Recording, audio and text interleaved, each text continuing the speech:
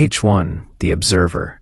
Franklin Rhodes frowned at the clock on his office wall. 9:47 p.m.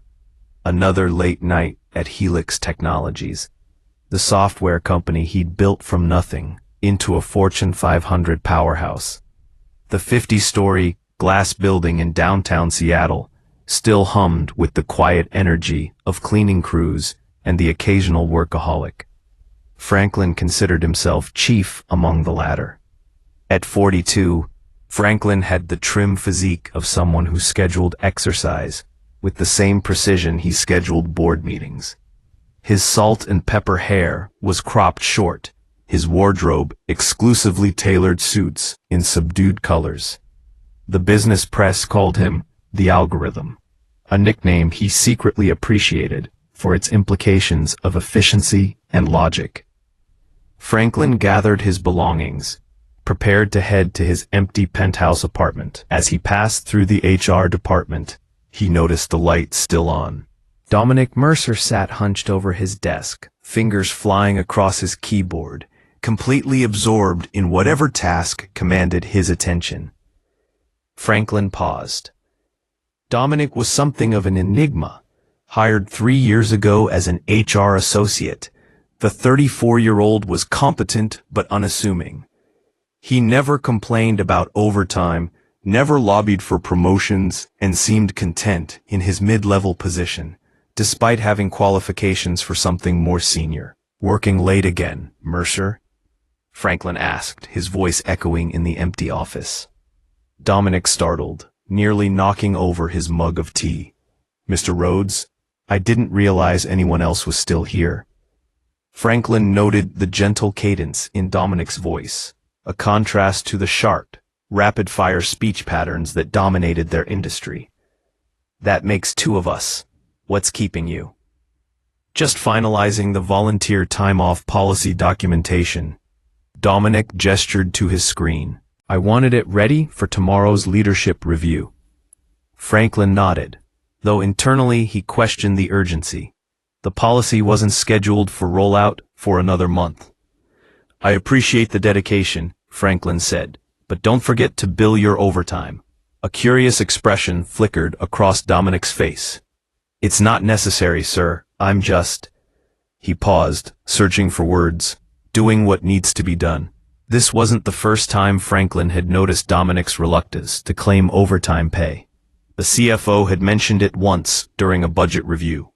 Dominic's department consistently came in under labor cost projections, despite their heavy workload. "Well, don't stay too late. The work will be there tomorrow." Franklin turned to leave, but hesitated when he spotted a worn leather case propped against Dominic's desk. Too large for a laptop. Oddly shaped. Dominic followed his gaze. "My cello," he explained with a small smile. "Tuesday tradition." "You play?" Franklin couldn't hide his surprise. "Since I was 7. Dominic's eyes brightened momentarily, then dimmed as if remembering his place. "Just a hobby." Franklin nodded, suddenly uncomfortable with the realization that he knew almost nothing about this man who'd worked for him for years. "Good night, then," he said abruptly. "Good night, Mr. Rhodes." As Franklin rode the elevator down, he found himself thinking about Dominic's cello. It seemed out of place, like finding a wildflower growing through concrete. In the underground parking garage, Franklin slid into his Tesla and was about to drive away when he spotted Dominic emerging from the elevator, cello case strapped to his back, heading toward the bus stop outside. The practical thing would be to offer him a ride. Instead, Franklin waited until Dominic boarded a bus, then, driven by a curiosity he couldn't explain, pulled out to follow it. The algorithm acting on impulse, a contradiction that would have amused his executive team had they witnessed it. Franklin told himself he was simply curious about the kind of neighborhood where an HR associate who declined overtime pay lived, nothing more. But as the bus pulled away into the rainy Seattle night, Franklin knew he was breaking his own carefully constructed rules about separating business from personal matters. And strangely, for the first time in years, that didn't bother him at all: shadows and light. The number 47 bus rumbled through Seattle's increasingly residential neighborhoods, moving away from the gleaming downtown towers into areas where the buildings grew shorter and the spaces between them wider. Franklin kept a discreet distance in his Tesla, the car's electric motor allowing him to follow silently, like a sleek shadow. Rain pattered against his windshield as Franklin questioned his own behavior. Following an employee home was inappropriate at best, potentially illegal at worst. Yet something about Dominic's quiet dedication had triggered a rare spark of curiosity in Franklin's otherwise methodical mind. After 20 minutes, the bus turned into Pinewood Heights, a modest neighborhood that had seen better days. Franklin watched Dominic disembark at a stop near a community center with peeling paint and a sign that read, Pinewood Community Arts Hub. To Franklin's surprise, Dominic didn't continue walking toward any of the nearby apartment buildings, but instead headed directly for the community center's entrance. Franklin parked across the street, watching as Dominic disappeared inside. Through the building's large windows, yellow light spilled onto the sidewalk, creating rectangular patches of warmth in the cool blue evening. Franklin sat in his car for several minutes, debating his next move. Professional boundaries dictated he should leave, yet that same inexplicable curiosity kept him rooted in place. Finally, he stepped out into the rain and crossed the street. As he approached the building, the faint sound of stringed instruments reached his ears. He moved toward a window and peered inside. What he saw made him forget the rain soaking through his expensive suit jacket. In a room lined with mismatched chairs and music stands, Dominic sat with his cello between his knees, surrounded by a semicircle of children, ranging from elementary to high school age. Some held violins, others violas or smaller cellos. A teenage girl sat at an upright piano with chipped ivory keys. Dominic was demonstrating a passage, his bow gliding across the strings with graceful precision. His face, usually so reserved at the office, was transformed. His eyes closed briefly as he played, a small smile lifting the corners of his mouth. The children watched with rapt attention, some attempting to mirror his fingering on their own instruments. When he finished the demonstration, a small boy with thick glasses raised his hand. "Mr. Dom, I still can't get the rhythm right." "That's why we practice, Julian," Dominic said, his voice carrying a warmth Franklin had never heard before. "Remember what I always say?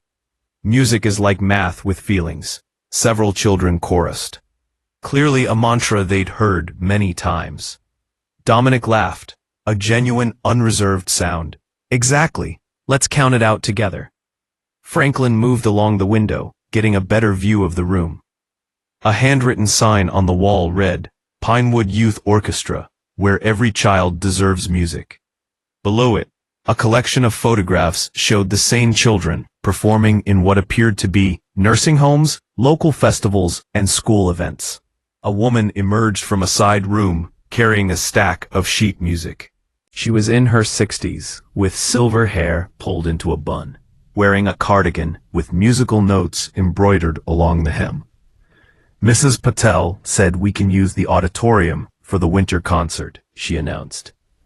"But we'll need to raise money for the chairs and sound equipment rental." Dominic nodded, looking thoughtful. "We'll figure it out, Miss Virginia.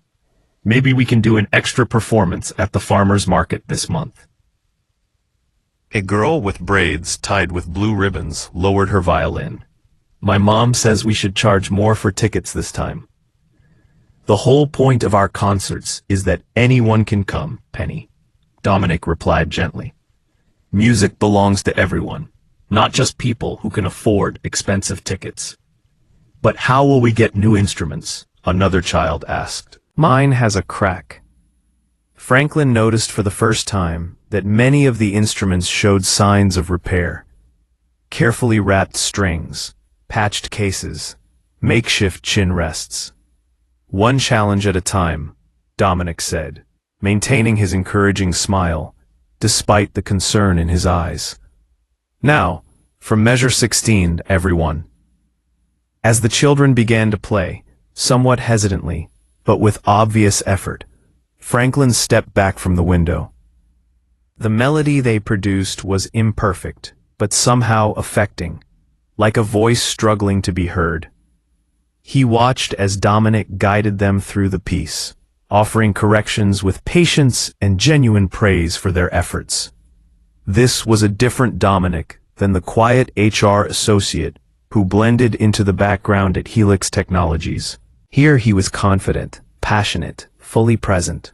Franklin thought of the volunteer time-off policy Dominic had been working on, how he'd championed it during the proposal phase, arguing that employees should be encouraged to give back to their communities. At the time, Franklin had approved it primarily as a recruitment tool and tax benefit. Now, witnessing Dominic's commitment to these children, he saw it through new eyes. A heaviness settled in Franklin's chest as he returned to his car. He sat there, watching raindrops race down his windshield, each one catching the colored lights from the building before disappearing. For the first time in years, Franklin felt something crack in the carefully constructed wall between his professional persona and whatever remained of the person he'd been before ambition consumed him.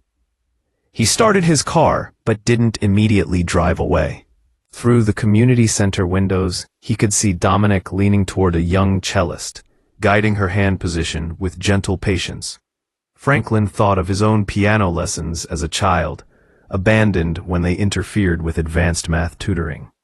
He thought of the music he no longer listened to, the art he no longer noticed in his rush from one achievement to the next. As the youth orchestra continued their imperfect but earnest performance, Franklin Rhodes, the algorithm, sat alone in his luxury car and felt something suspiciously, like regret, seep through the cracks of his carefully calibrated life. H1, bridges built. The next morning, Franklin arrived at Helix Technologies earlier than usual. The lobby gleamed with polished marble and steel. The company logo, a stylized double helix, rotating slowly on display screens throughout the space.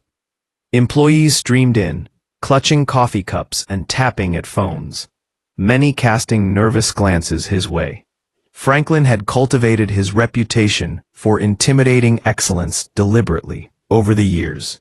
He nodded curtly to the receptionist and took the executive elevator to the 35th floor. Instead of heading to his corner office, he walked straight to the HR department. Dominic's desk was already occupied, his workspace meticulously organized, despite the stacks of personnel files surrounding him. "Mr. Mercer," Franklin said, his voice causing several nearby employees to freeze mid-conversation. "My office, please. 10 minutes. Without waiting for a response, Franklin continued to his office. His assistant, Naomi, hurried after him with a tablet displaying his daily schedule. "You have the budget committee at 9, followed by the quarterly stakeholder presentation prep at 10:30, she began. "Clear my morning," Franklin interrupted. "And find me everything we have on the Pinewood Community Arts Hub." Naomi blinked in surprise but recovered quickly. "Of course. Anything specific you're looking for? Financial statements, program details, and any correspondence from the past year. Leadership structure." Franklin paused. "And information on their youth orchestra program." Exactly 10 minutes later, Dominic knocked on Franklin's door. He entered looking composed but slightly wary, his gray button-down shirt and navy slacks a stark contrast to Franklin's tailored charcoal suit. "Please sit down." Franklin gestured to one of the chairs facing his desk. Through the floor-to-ceiling windows behind him, Seattle spread out like a model city, the Space Needle punctuating the skyline. "I've asked Naomi to bring us coffee," Franklin said, watching Dominic's face carefully. "How do you take yours?" "Black is fine, thank you." Dominic's expression remained politely neutral. but his fingers tapped once against his knee. A small tell of nervousness. "I saw you last night," Franklin said, without preamble, after Naomi had delivered their coffee and closed the door. "At the Pinewood Community Arts Hub." Dominic's shoulders tensed slightly, but he met Franklin's gaze steadily. "I see. You teach music to children there." "Yes, sir, I do." "Why didn't you include that in your employee profile?" "We encourage community engagement."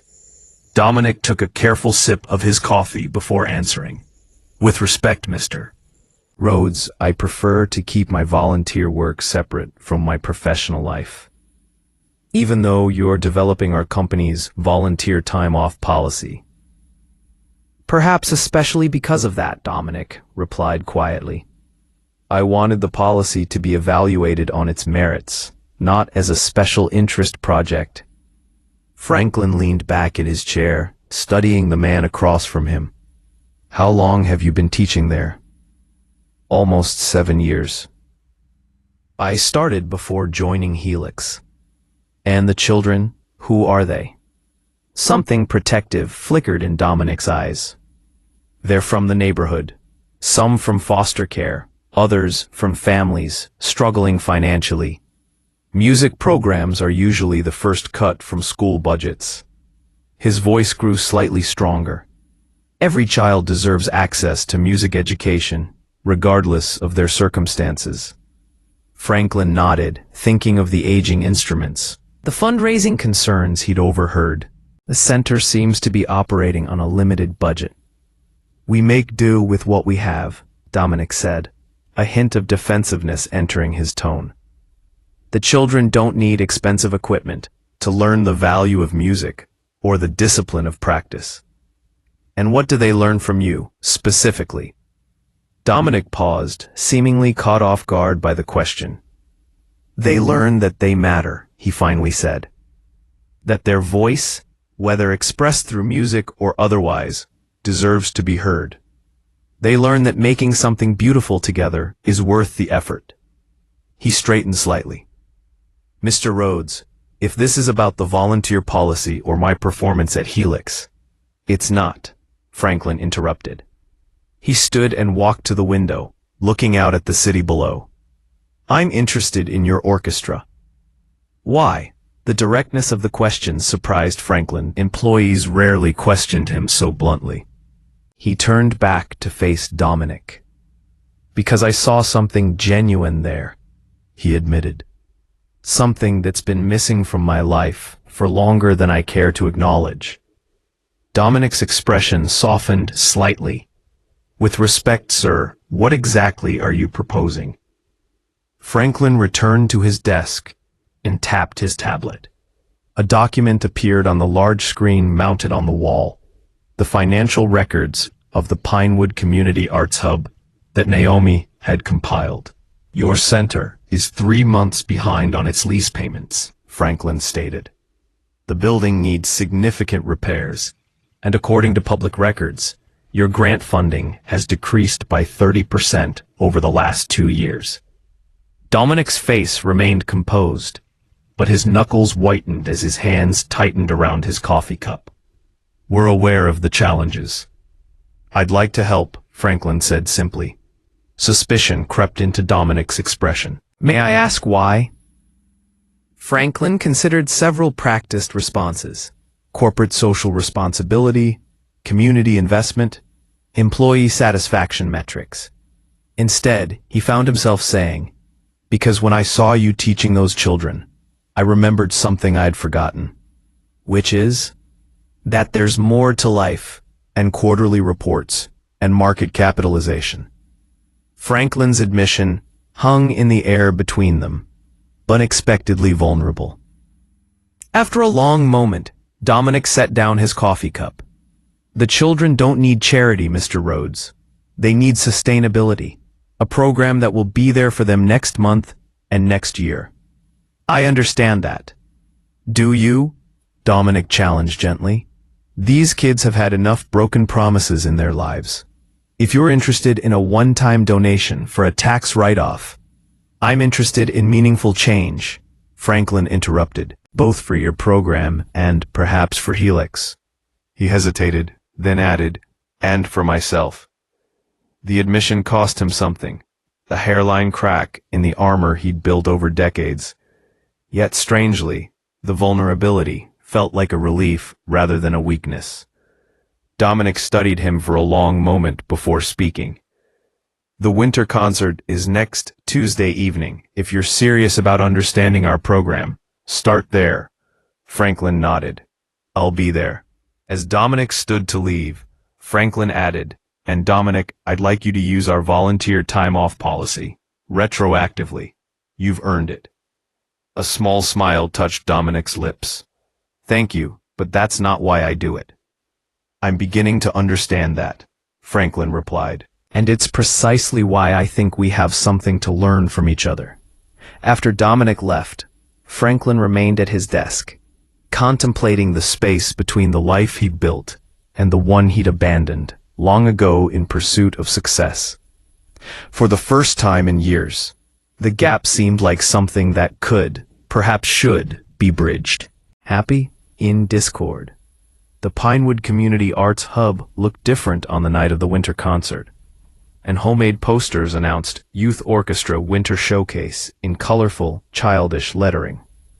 Franklin arrived 15 minutes early, dressed in a casual sweater and slacks rather than his usual suit, a concession to the setting that felt strangely liberating. Inside, folding chairs had been arranged in rows facing a makeshift stage. Parents and community members filtered in, many stopping to greet each other warmly. Franklin stood awkwardly near the back, acutely aware of his outsider status. Franklin. Mr. Rhodes? A woman approached him, the silver-haired Miss Virginia he'd seen the night he followed Dominic. Dominic mentioned you might attend. I'm Virginia Winters, the center's director. Franklin Rhodes, he replied, shaking her hand. Thank you for having me. Dominic speaks highly of you, she said, though her eyes held a hint of wariness. It's not often we get corporate executives at our little concerts.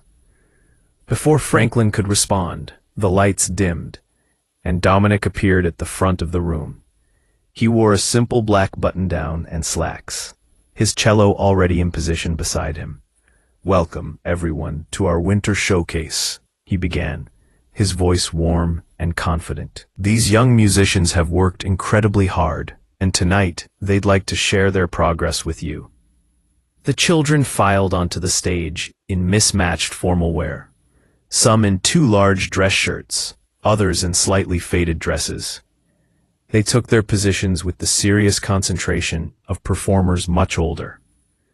As they began to play, a simplified arrangement of Pachelbel's canon, Franklin found himself unexpectedly moved. Their performance wasn't perfect. Occasional wrong notes interrupted the flow, and timing sometimes faltered. Yet there was an earnestness to their playing that professional orchestras often lacked. Franklin watched Dominic guiding them with subtle nods and encouraging smiles.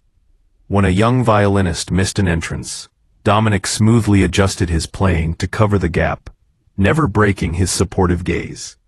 After the concert, as parents crowded around the young musicians with proud embraces, Franklin approached Dominic. They were remarkable, he said sincerely. Dominic smiled. They really were. I'd like to discuss how Helix can support your program, Franklin said. Not just financially, but with real resources. Dominic's expression grew cautious. I appreciate that, but no corporate takeover, Franklin assured him. Your program, your vision. I'm offering partnership, not control.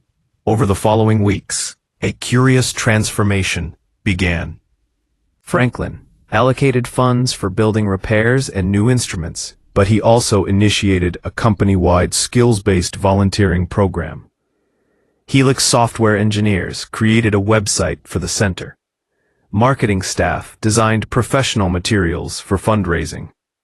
The legal team helped secure the building's lease for a 10-year term. More surprisingly to his executive team, Franklin himself began spending Tuesday evenings at the center. At first, he simply observed, but eventually, Dominic convinced him to dust off his long-abandoned piano skills. Franklin started by accompanying simple practice pieces, his corporate precision gradually softening into something more expressive. "You're still thinking too much," Dominic commented one evening after the children had left. "Music isn't just about hitting the right notes, it's about feeling them." Franklin's fingers hovered over the keys. "Feeling wasn't encouraged in my household. Excellence was." "And now you have excellence," Dominic observed. "Has it brought you what you wanted?" The question lingered between them, unanswered, but acknowledged. The Symphony of Change. 1 year later, the Pinewood Youth Orchestra performed at Benaroya Hall, Seattle's premier classical music venue.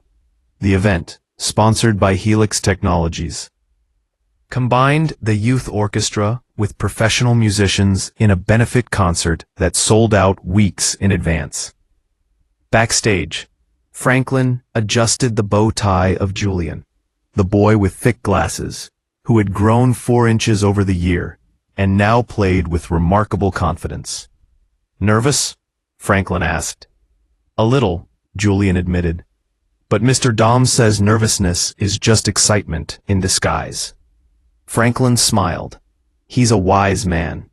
Across the room, Dominic moved among the children, offering last-minute guidance and encouragement. His position at Helix had evolved. He now served as Director of Community Engagement, a role created specifically to bridge the company's resources with community needs. The partnership between Helix and Pinewood had flourished beyond anyone's expectations. The youth orchestra program had expanded to 3 additional community centers. A scholarship fund established by Franklin had already sent 2 graduating seniors to music school. But the most profound changes had occurred within Helix itself. The volunteer program had transformed the company culture. Employees regularly contributed their skills to community projects, returning to work with renewed purpose and creativity.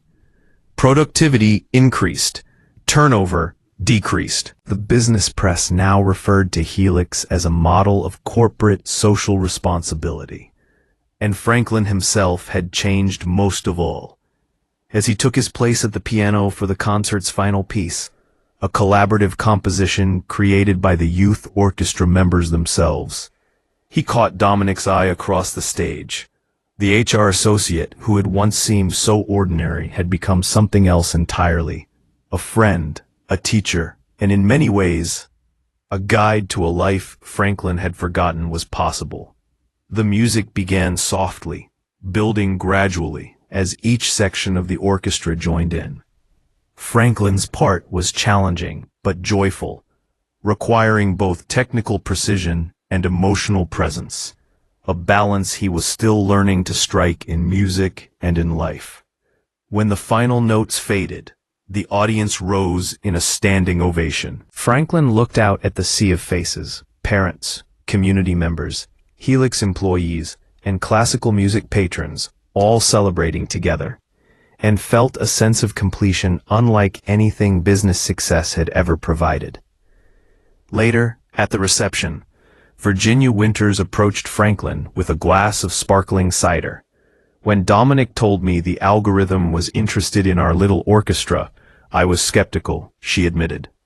"I thought you'd write a check, get your tax deduction, and disappear." Franklin smiled. "So did I, if I'm honest." "What changed?" Franklin's gaze drifted to where Dominic stood with a group of children, listening intently to their excited post-performance chatter. "I discovered that algorithms are designed to solve problems efficiently," he said. "But they can't tell you which problems are worth solving.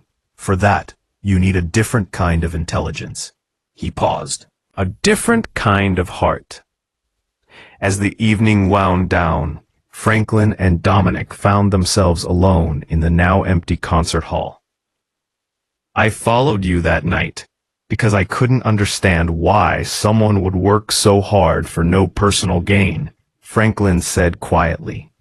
Dominic considered this. And now? Now I understand that the definition of gain is more complex than I realized. Franklin ran his fingers lightly over the piano keys. Thank you for showing me that. You did the hard part yourself, Dominic replied.